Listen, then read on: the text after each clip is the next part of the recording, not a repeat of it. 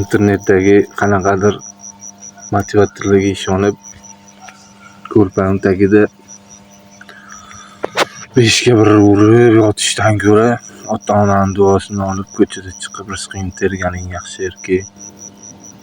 Puli yo'q erkak hech kimga kerak emas, hatto ota-onasiga. Misol uchun bir sinab ko'r. Keyin gapimni mag'zini chaqqib olasan. Ortiqcha yuk doimo ortiqchalik qiladi. Sen ortiqcha yuk bo'lib qolishing kerak emas. Sen ota-onangni boshingga ko'tarib, ularni ko'tarib yurishing kerak. Bugungi maqsad ertangi kelajak deyiladi. O'zingga kelib olgan mastava sho'rvalar bilan kun o'tkazguncha harakat qilish kerak. Ota-ona qariyapti.